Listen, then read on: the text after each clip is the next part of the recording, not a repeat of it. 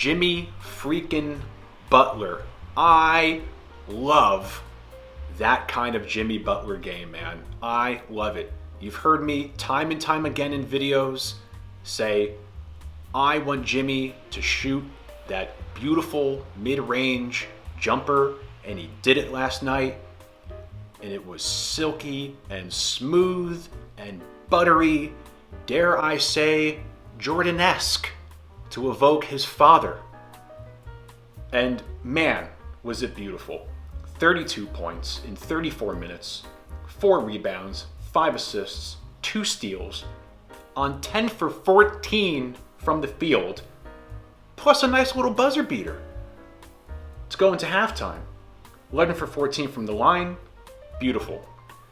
Man, was that nice. And it was I don't want to say an effortless 32, but it wasn't the kind of 32 points where he was out here, you know, really physically sacrificing himself and you know, getting hacked in the paint and falling on the floor, and you know, those kind of games where he really just gets like beat up. This was just silky, beautiful, smooth mid-range shots and jump shots and getting to his spots. But we're playing great. 6-game win streak, best in the East. We're 4-0 on the road right now. Things are looking pretty nice. And let's be honest, like, Kyle essentially didn't play last night. Got into early foul trouble, pretty much didn't play. No Tyler, no Caleb. There is footage of Caleb working out, and he's looking great, looking healthy. Word is he is coming back supposedly for one of these Bulls games. We'll see, but Caleb is looking good. What does all that mean when Tyler and Caleb come back? What does that mean for our boy Haywood? What does that mean for Jaime? I don't know. We'll see. Because those two guys, wow, are they playing incredibly well. My goodness. We'll get to all that. What I like about these last 3 games, and I know it's the Hawks, it's the Hornets, it's the Spurs. They're not like the best teams, but they're away games that we're winning, that we struggled with these kind of games last year. We struggled closing out these kind of games last year. And now we are closing out these games. But something I found interesting is those 3 games, those teams really shot incredibly well from 3.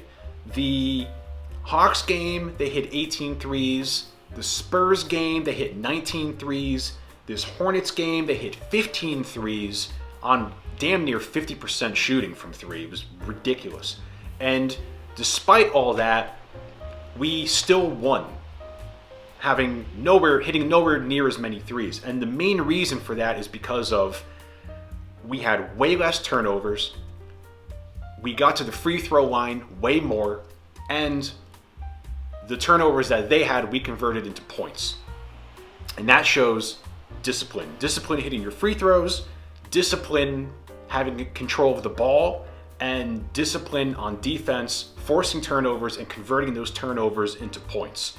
And that's a big help that puts you over the hump and win a game when a team is that hot from 3. Hence the saying, live by the 3, die by the 3. Hornets were missing some key people. They had no Gordon Hayward, no Terry Rozier, no Brandon Miller. What was he, number 2 picked rookie, whatever. But you know, we were missing people too. Like I said, Kyle pretty much didn't play. No Caleb, no Tyler, so whatever. But I like the Hornets. Hornets are, you know, they got some talent. They're pretty, you know, decent team. I think they're better than last year. You know what I don't like? I don't like how LaMelo Ball carries every single time he dribbles. And you know who saw it? Coach Spo. You know who was freaking out, losing his mind on the sideline? Coach Spo. Was it hilarious? Yes. But Hornets started out hot. Made their first 6 3-pointers, and they're hot from 3 all game. Ended almost 50% from 3. Pretty crazy. Kyle got into early foul trouble. Kyle had 3 fouls by the 8.5-minute mark in the first quarter. You're not going to get a great game every game from Kyle. The previous game, he had that 17-point game recently. Like Kyle's been doing his thing this season. And Jimmy just started off hot. He had 11 points that quarter. Bam was great tonight.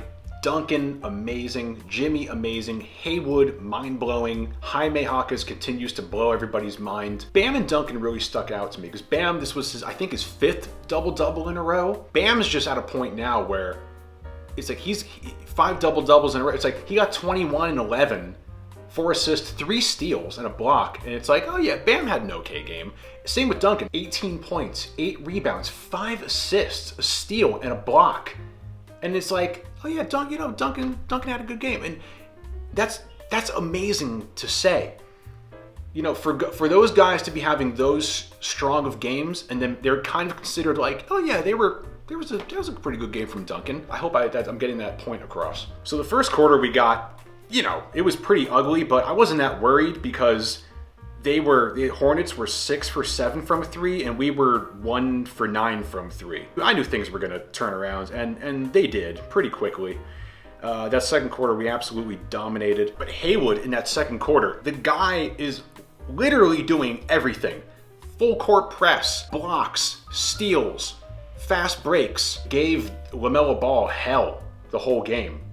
And I know LaMelo had 28 points. He also shot the ball 26 times, so, you know, that helps. 3-pointers, I mean, you name it. He did it in that quarter. And he even did an interview after all of it, before going into the locker room at halftime. And he's like, honestly, I'm tired. But all 12 of your points in the quarter, and you're playing some terrific defense. I ain't gonna lie, I'm tired. I don't blame him. I was tired just watching him play basketball. Third quarter was pretty good. You know, halftime we were up 9. By the end of the third quarter, we were up 7. Would have been 9. They took away that Jaime Jaquez buzzer beater. And one thing that really impresses me, I know everybody, this is like such an obvious thing to say at this point, but how Duncan Robinson is so good at finishing around the basket.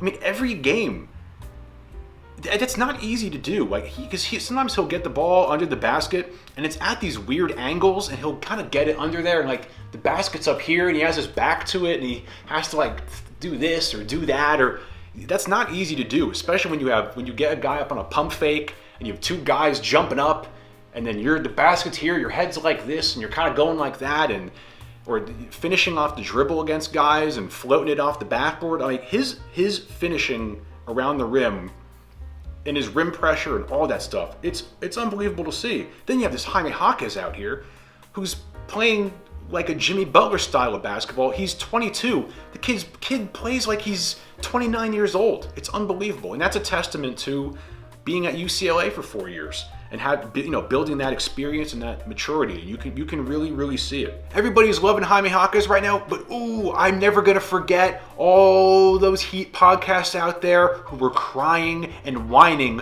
when we picked Jaime Jaquez. And all you guys, I remember you. I could find the episodes. I know who you are. I'm not gonna name names, but I know who you are.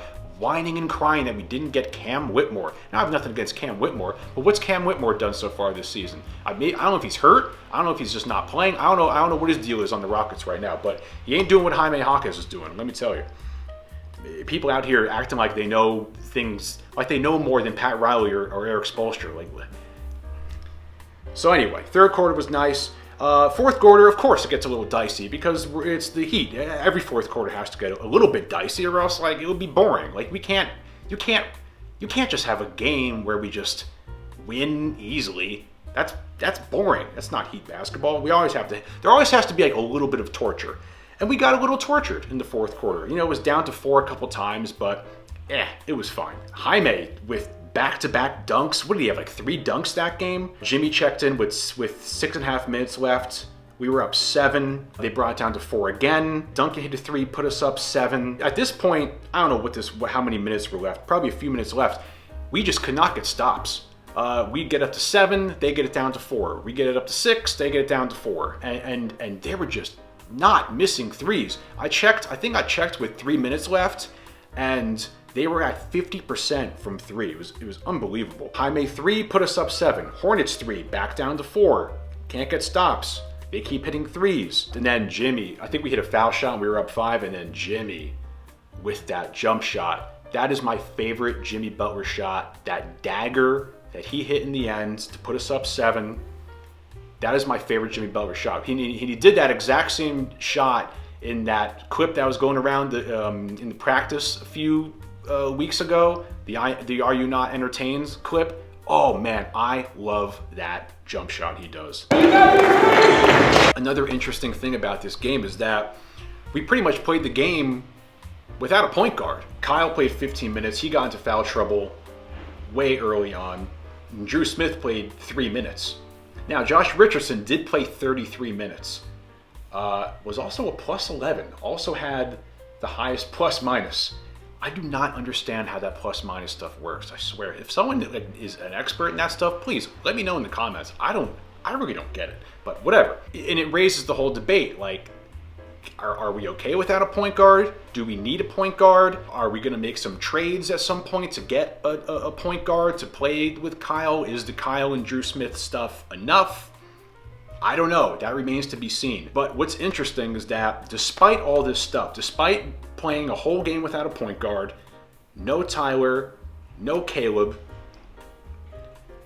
we're still winning games. Oh, and they're shooting almost 50% from 3 against us, and we're still managing to win a game that's our 4th away game in a row on a 6-game win streak. This, compared to last season, I mean, this is like day and night type of stuff. I mean, this is really, really great to see from this team, especially after starting the season 1-4. And now we're 7-4. We're also in a position where a lot of this stuff is new. You know, having Haywood play this many minutes starting, he's playing 33 minutes. Our rookie is playing 33 minutes. Our rookie, I'm pretty sure, has not come out in the 4th quarter in the last like 4 games. So this is like some really new, different stuff that we're seeing, that we're still getting used to, yet making it work. Like, it's clearly working. But the question is, what's going to happen with the Haywood and Jaime stuff once Caleb and Tyler come back and they're fully functioning? Are they going to, like, is Haywood and Jaime going to lose a bunch of minutes? Is it going to be split? How is that? How are they going to strike that balance? I think that's going to be really, it's going to be interesting. By the way, shout out to Jamal Cain. Jamal Cain last night in the G League, 38 points and 10 rebounds in a win.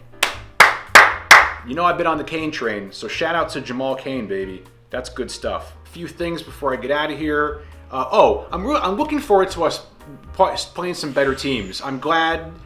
Really, I love this 6-game win streak. I love that we're, the Lakers win's great, the Hawks win is great.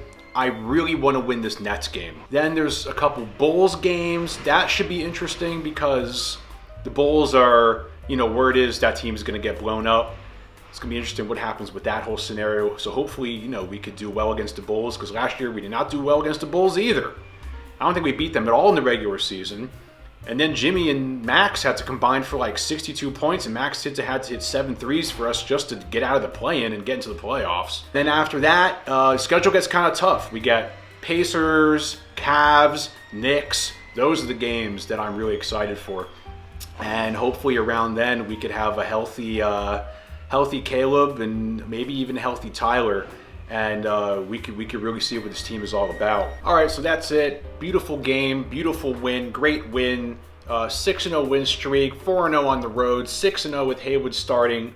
Jimmy, beautiful to see him have a game like that.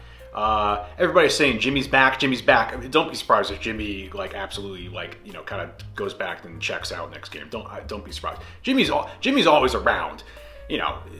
Like I always say, Jimmy is fine. Jimmy knows what he's doing. He's been doing this a long time. Don't worry about Jimmy. Bam, once again, I loved Bam and Duncan's games because they were just those kind of under the radar games.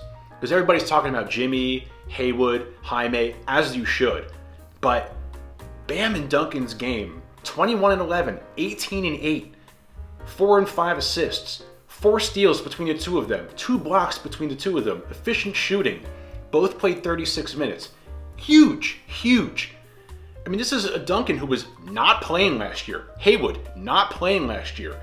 Jaime, playing for UCLA last year. And now they're here doing what they're doing, making the contributions that they're making. So great, so great. Can you imagine the defense between Jimmy, Bam, Haywood, and Caleb, and even Jaime, who's a killer on defense too? I mean, those are some serious defenders, man. All right, that's kind of about it. Can we beat the Brooklyn Nets? Let's beat the Brooklyn Nets, huh? Come on, let's go.